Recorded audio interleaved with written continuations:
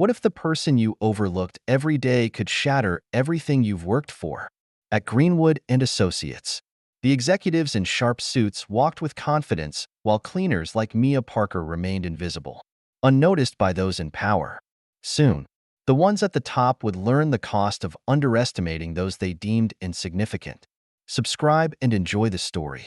In the heart of San Francisco, nestled between towering glass skyscrapers, stood Greenwood and Associates, a consulting firm renowned for its expertise in helping tech companies scale.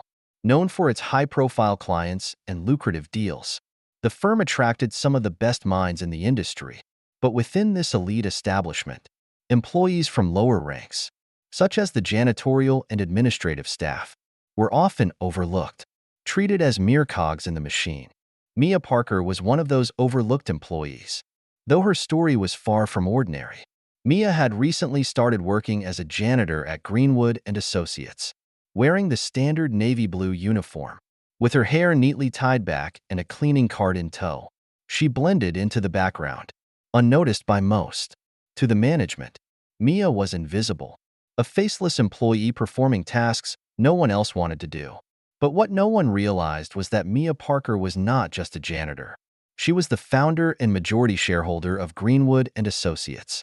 Several years ago, after the firm had established itself as a successful business, Mia had handed over the day-to-day operations to her cousin, Adam Parker, who had become the CEO. Due to her personal health issues, Mia had stepped back, quietly observing from the sidelines for years. Now she was ready to see if the company she had built was being run with integrity. It was clear to Mia that many of the company's leaders had forgotten the values they were supposed to uphold. She had to act, but she couldn't reveal herself just yet. She needed to know how deep the corruption ran. Every day, Mia followed the same routine. She arrived early, before the office buzzed with activity, and began her rounds through the building. As she mopped the floors and emptied wastebaskets, she observed the dynamics of the office. The high-rise offices and expansive conference rooms were a sharp contrast to her humble cleaning cart, but she remained invisible to those around her. Mia's focus, however, was not on the clean floors or shiny windows, but on the people who walked through them. Her eyes often fell on Lucas Carter, the CEO of Greenwood and Associates, a man who oozed arrogance with every step he took.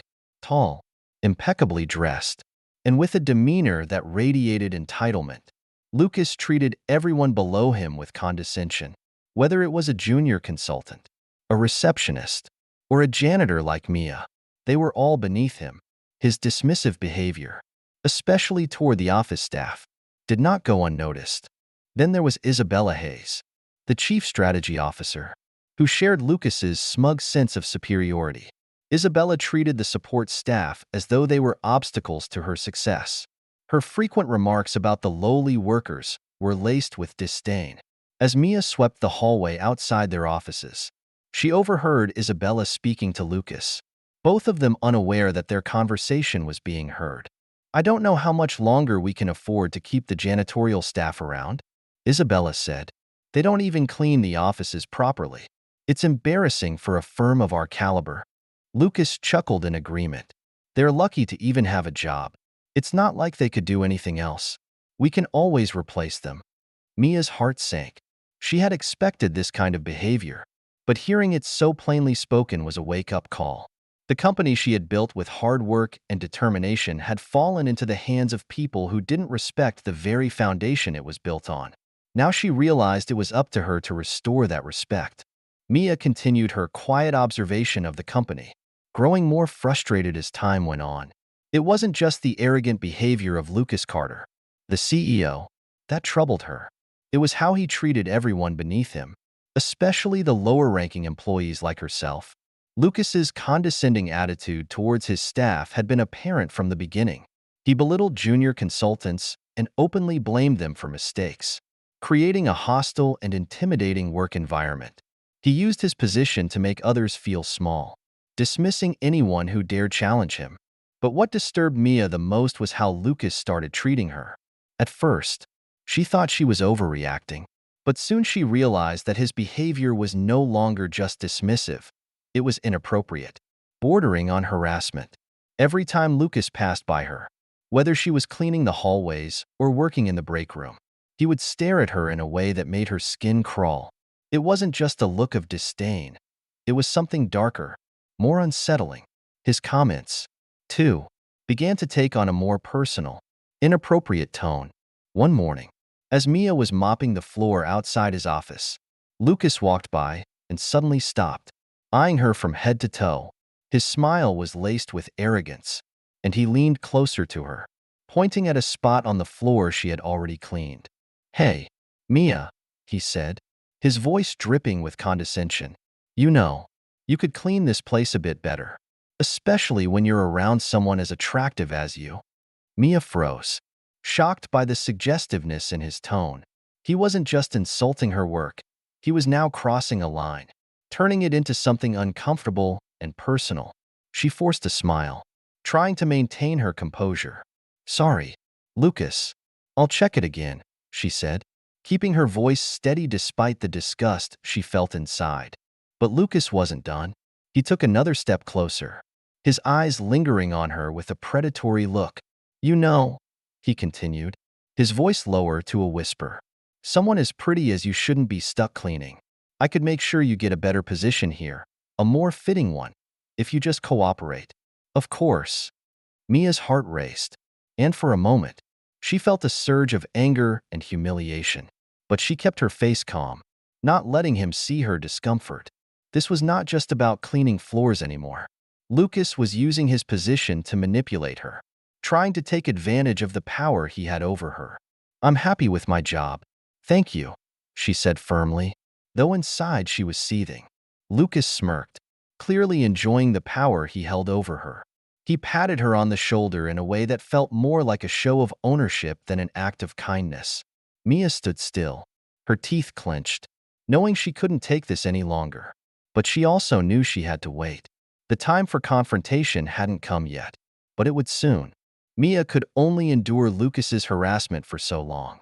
Each day, his inappropriate comments grew bolder, and the feeling of powerlessness that came with his advances became unbearable. One evening, after she finished cleaning the executive floors, Mia was preparing to leave when Lucas approached her in the parking garage. The air was thick with tension as he blocked her way. Standing too close, his expression had shifted from casual to something far more unsettling. "Mia," he said, his voice low and almost predatory, "you've been working so hard lately. I've been thinking, maybe you deserve something more than this cleaning job. There's a place for you here. You just need to be a little more cooperative." Mia's heart pounded in her chest as the full weight of his intentions sank in. His words were laced with a threat, a veiled promise that if she didn't comply with his demands, her job would be on the line. "I could make sure you're not here much longer," he continued, stepping closer, his breath hot on her neck. "You won't have a chance anywhere else? Not with your lack of experience. But if you listen to me, I could set you up with something better. Don't make this harder on yourself." Her stomach churned with disgust, but Mia stood her ground, her eyes narrowing. This was the moment she had been waiting for, the moment to take action. Enough was enough. She looked him dead in the eye, her voice steady and cold. "Lucas, if you keep this up, you'll regret it," she said, her words sharp and full of warning. Lucas's face twisted with surprise. "What are you?" "You've crossed the line," she interrupted him, her voice unwavering. "And if you try this again, I'll make sure you never step foot in this building again." For a brief moment, Lucas seemed taken aback, his confidence faltering. But Mia knew this was only the beginning. His intimidation, his threats, his attempts to use his power to control her, they had all gone too far. She wasn't going to play along any longer. With that, she turned on her heel, heading toward the elevator without another word. Mia knew the time for patience was over. It was time to show him and the entire company who she really was, and to take back control of what was rightfully hers. The next morning, Mia walked into the office not as a janitor, but as the CEO, dressed in a tailored suit, her hair styled neatly. She carried herself with the same confidence that had once only been seen in Lucas and Isabella. As she passed through the lobby, the same employees who had ignored her before now stared at her in awe. Lucas and Isabella sat in the boardroom, preparing for a meeting, when they noticed her enter. At first, they didn't recognize her, but when she made her way to the head of the table and stood beside her cousin, Adam, their faces turned pale. "This is Mia Parker," Adam announced proudly, gesturing to her, "the founder and owner of Greenwood and Associates." The room fell into stunned silence. Lucas's expression shifted from confusion to disbelief. He stood up quickly, his confidence faltering for the first time. What is this?" he stammered, glancing between Mia and Adam. This has to be a joke. You're the janitor. Are you telling me you've been?" Mia cut him off, her voice calm and steady. "Yes, Lucas. I've been working undercover as a cleaner, observing the company firsthand, and what I found was disturbing." Her gaze locked onto him. "You've harassed me. You've mistreated employees. And you've abused your position. You've failed to uphold the values this company was built on." Lucas's face flushed with anger, but there was a flicker of fear in his eyes. He took a step back, his arrogance quickly replaced with panic. This can't be happening. You can't do this. I'm the CEO here." Mia's voice grew colder. "Not anymore. Effective immediately. You're fired, and legal action will follow." Lucas, now standing at the back of the room, seemed completely disoriented. His usual self-assurance was gone. "Mia, please," he began, his voice shaking, but his attempt to regain control only made his weakness more apparent. "You can't, this isn't right." Mia silenced him with a glance, her voice unwavering. "No more chances. Lucas, you had your opportunity, and you abused it. You're done here." Lucas's face turned a deep shade of red. His pride was bruised, but even he could sense the finality of the situation. His body language shrank, no longer the powerful figure he had once been. "You'll regret this," he muttered, but there was little conviction in his words. Mia met his gaze without hesitation. "I highly doubt that." He was escorted out by security, each step a reminder that his power had evaporated in an instant. The room remained eerily silent, the weight of Mia's words hanging in the air. She turned to face the rest of the management team, her gaze sweeping across the room. "For those of you who have acted with integrity, your jobs are secure. But for those of you who have contributed to this toxic culture, there will be consequences." Several board members and managers were dismissed on the spot. As security escorted them out of the building, Mia addressed the remaining employees. "Greenwood and Associates will now be a place of respect, innovation, and integrity. This is the company I built, and it will thrive again under the right leadership." Under Mia's guidance, the office atmosphere shifted. The employees who had once overlooked her now looked up to her with newfound respect. The toxic culture that had once dominated the workplace was eradicated, and the company began to flourish once again. Sitting in her office, Mia reflected on the journey she had just undertaken. The company she had built from the ground up was now in good hands. Her own, her patience, persistence, and quiet strength had led her to this moment. She had watched the storm brew from the sidelines, waiting for the right time to act. When that moment came, she had struck with precision, reclaiming what was hers and restoring integrity to a company that had strayed so far from its roots. Mia had built Greenwood and Associates not just with business acumen, but with a deep sense of purpose. It had been a place where hard work, respect, and fairness should have always been the core values. To see it consumed by greed and arrogance had been painful, but it had also been necessary for her to understand the depths of corruption before she could make her move. As she leaned back in her chair, looking out over the skyline of San Francisco, she couldn't help but feel a sense of satisfaction. The work ahead of her was still daunting.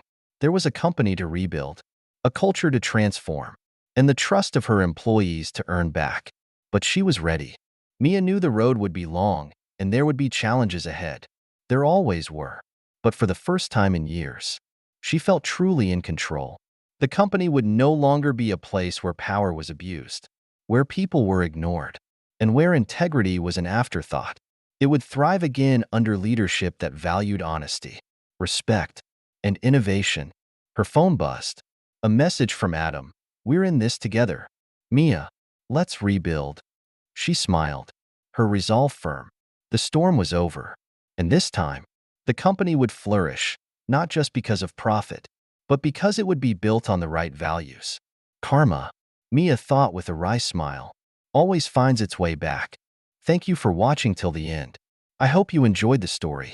If you do, don't hesitate to like the video and share it with your friends. 2.